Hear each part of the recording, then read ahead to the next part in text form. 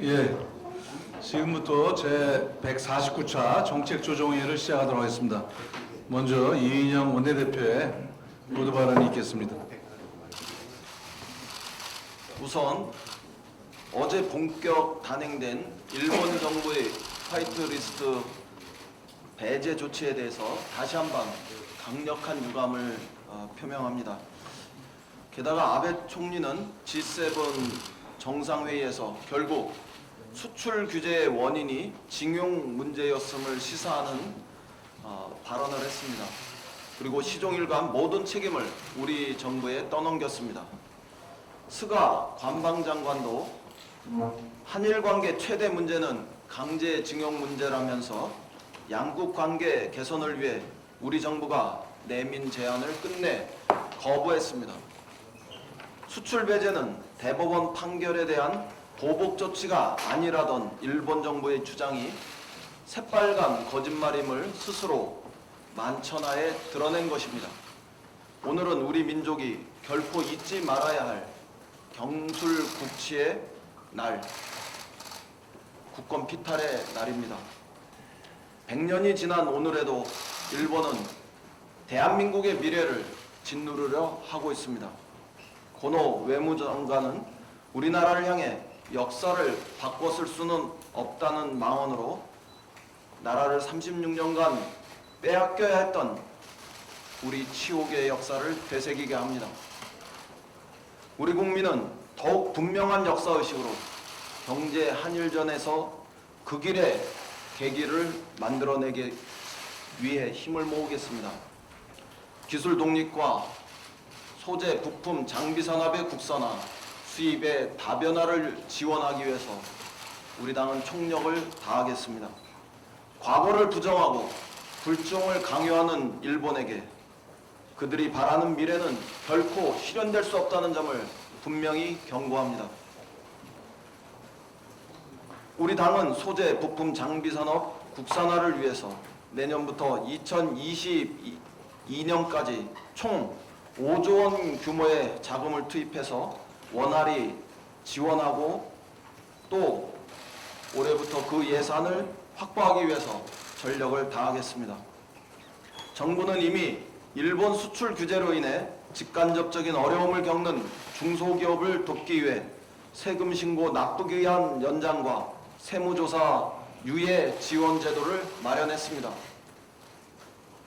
당정은 일본의 수도꼭지식 수출 규제로 직접적인 타격이 예상되는 1000여 개의 중소기업을 대상으로 상시 모니터링과 45조 원 이상의 재정 지원 계획을 세웠습니다.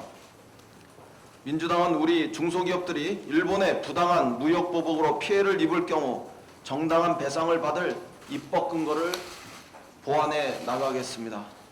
당정은 민간과 긴밀하게 공조하며 절제된 대응을 하고 든든한 대처를 할 것을 약속합니다.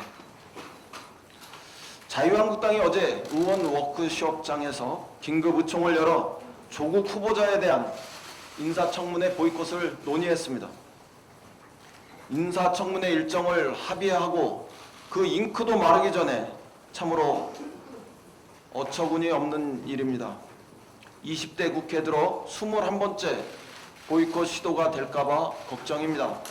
역대급 수치라는 점을 상기시켜드립니다. 또한 자신들이 고발해놓고 그 수사를 핑계로 피의자 신분이 된 후보자에 대한 청문회를 보이콧하겠다니 더더욱 어처구니가 없습니다. 한술 더 떠서 야당이 요구하는 후보자의 일가족 증인 신청은 정말 터무니없고 또 터무니없는 압박입니다. 2000년 인사청문 제도 도입 이후 이 같은 요구는 전례를 찾아볼 수 없습니다. 후보자의 어머니, 부인도 모자라 딸까지 전 국민 앞에 끌어내 망신 주려는 자유한국당의 반인륜적 요구를 우리 당은 결코 수용할 수 없다는 점을 분명히 말씀드립니다. 지금까지 자유한국당은 무차별적 정치 공세와 근거 없는 의혹 제기로 후보자를 링 밖에서 만신창이로 만드는 반칙을 가해왔습니다. 후보자에게 겨우 해명하고 진실을 알릴 기회가 주어졌는데 자유한국당의 보이콧 어깃장으로 청문회가 또다시 위기에 처하도록 우리 당은 결코 방치하지 않겠습니다. 보이콧도 모자라 특검까지 운운하는 것을 보면 야당은 처음부터 청문회를 할 뜻이 없었음을 드러내고 있다고 생각합니다. 특검은 검찰 수사가 미진하고 중대한 범법 행위가 있을 때 추진하는 제도입니다. 검찰 수사가 이제 겨우 시작되고 있고 후보자 관련한 어떤 위법도 확인되지 않았습니다. 그럼에도 특검 운운하는 것은 청문회를 깨겠다는 의도로밖에 보이지 않습니다. 툭하면 특검, 국조를 만병통치약처럼 꺼내드는 자유한국당의 악습은 이제 끊어내야 합니다. 자유한국당은 정치 공세를 중단하고 정상적인 청문회가 열리도록 협조하기 바랍니다. 선거제도 개혁은 여야가 국민 앞에서 합의한 정치권 모두의 약속이었습니다. 작년 12월 15일 여야 5당 원내대표는 연동형 비례대표제 도입을 골자로 한 선거제 개혁에 합의한 바 있습니다. 국민 앞에서 굳게 손을 잡았고 정개특위 논의를 통해서 정한 방식과 내용에 따르기로 합의했습니다.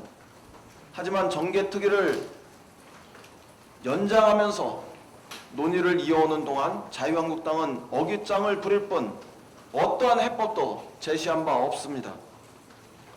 자유한국당은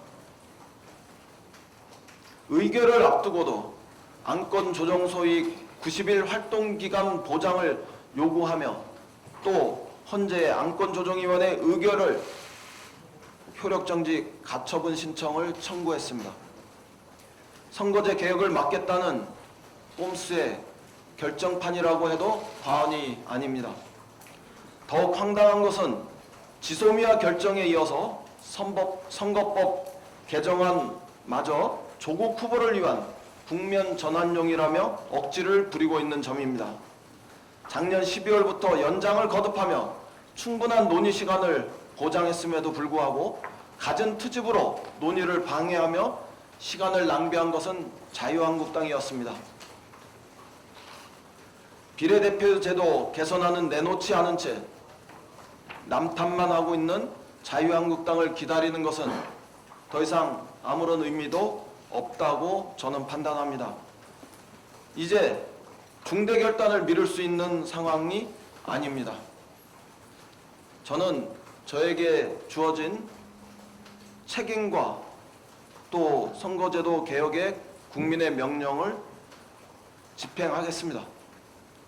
더불어민주당은 자유한국당을 제외한 다른 정당과 함께 시한 내에 선거제 개혁을 반드시 추진하겠습니다.